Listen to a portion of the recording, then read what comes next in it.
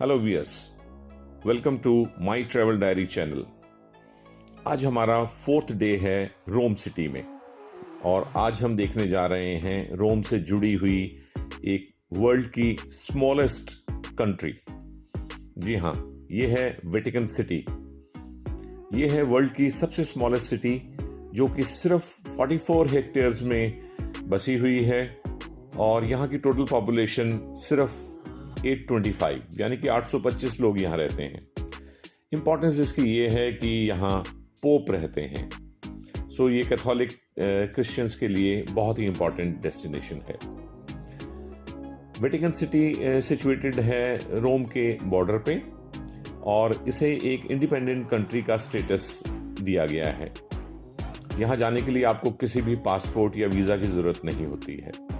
और अब आप ये देख रहे हैं entrance to Vatican city.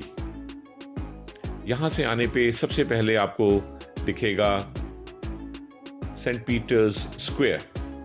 Saint Peter's Square occupy करता है इन सब बिल्डिंग्स का फ्रंट एरिया और यहाँ है फाउंटेन्स और सेंट पीटर्स ऑब्लिस्क। अब ये ऑब्लिस्क होते हैं पुराने ज़माने के वाटर सप्लाई इंस्ट्रूमेंट्स।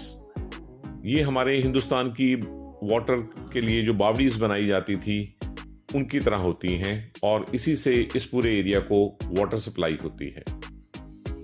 इसके अलावा जो सबसे प्रोमिनेंट स्ट्रक्चर है वो है सेंट पीटर्स बेसिलिका। ये है यहाँ की मेन चर्च। इसका आर्किटेक्चर, रूफ पेंटिंग्स आप देख सकते हैं और ये इसलिए भी इम्पॉर्टेंट है क्योंकि इसके आर्किटेक्ट हैं माइकलोएंजेलो और उनकी टीम। यहाँ आप देख सकते हैं हमारी गाइड को भी, जिन्होंने हमें इसे बहुत अच्छे से एक्सप्लेन किया। और ये है यहाँ की Vatican museum.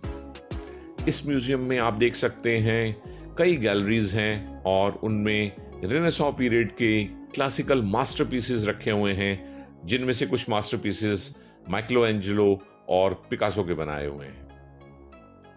Now you are seeing Castel Saints Angelo.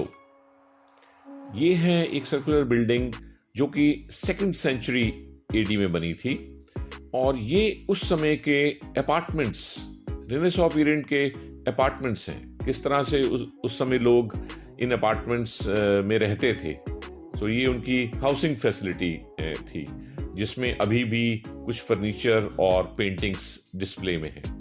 Vatican city की बिल्डिंग्स के चारों तरफ आप पाएंगे ग्रीन एरिया। ये हैं गार्डन्स ऑफ वेटिकन सिटी। ये गार्डन्स डेवलप किए गए थे 13th सेंचुरी में और ये रेनेसां पीरियड के फाउंटेन्स और स्कल्पचर से सुसज्जित हैं। तो यहाँ आप कई फाउंटेन्स देखेंगे and this whole area is very green. Friends, अब हम देख रहे हैं सिस्टीन चैपल। ये चैपल बहुत ही खूबसूरती से बनाया गया है, खासतौर पे इसकी रूफ। और इसके लिए ये स्टोरी फेमस है कि माइकलोएंजेलो करीब 50 फीट ऊंची रूफ को पेंट करने के लिए लगातार 16 से 24 घंटे तक ऊपर ही टंगे रहते थे और इसकी रूफ को पेंट करते थे। इतने पेंस्टेकिंग एफर्ट के बाद आप समझ सकते हैं कि किस क्वालिटी की ये रूफ पेंट की गई है। और करीब 350-400 साल के बाद भी इसकी लस्चर, इसके पेंट्स, इसके colours as it is maintained हैं। और अब हम पहुंचे हैं बहुत ही इंपॉर्टेंट हॉल में, जिसका नाम है द लास्ट जजमेंट।